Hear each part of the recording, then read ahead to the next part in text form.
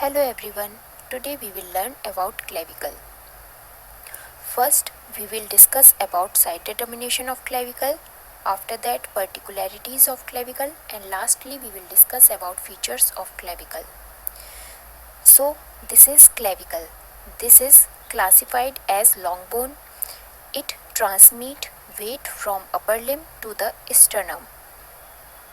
It have a shaft and two ends, medial end and lateral end. First point is site determination. For site determination, we need to see 3 points, which is medial lateral, which is superior inferior, and which is anterior posterior. For medial and lateral, we need to see this flat end. This flat end always comes laterally. So this is lateral end of bone, this is medial end of bone. Second point is superior inferior. For superior inferior, we need to see this tubercle. Here you can see this tubercle. This is known as conoid tubercle. This tubercle always comes inferior. So this is superior side of bone, this is inferior. Third point of site determination is anterior and posterior. For anterior posterior, we need to divide this bone into two parts, medial 3/5 part and lateral 2/5 part. If you will see this medial 3/5 part,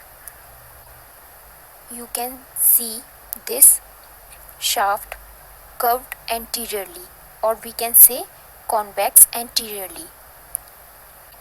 So this convexity of medial shaft always comes anteriorly.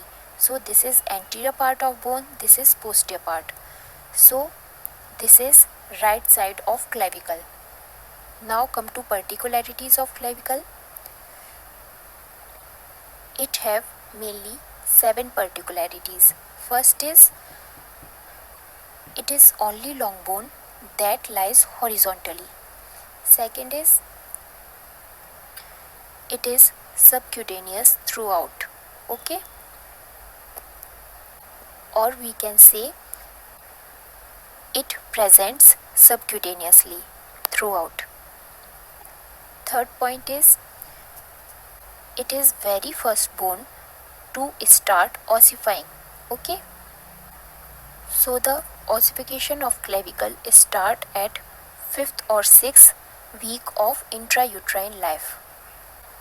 Fourth point is, it is only long bone which has 2 primary centers of ossification. Means all long bones have only one primary center of ossification, but clavicle have 2 primary center of ossification. Sixth point is, it don't have any medullary cavity. Okay, and last point is, occasionally it pierced by middle supraclavicular nerve. Now come to features of clavicle. So this is shaft of clavicle. We will divide this shaft into two parts, medial 3/5 and lateral 2/5.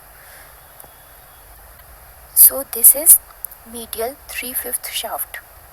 It have 4 surfaces, anterior surface, posterior surface, this is superior surface, and this is inferior surface.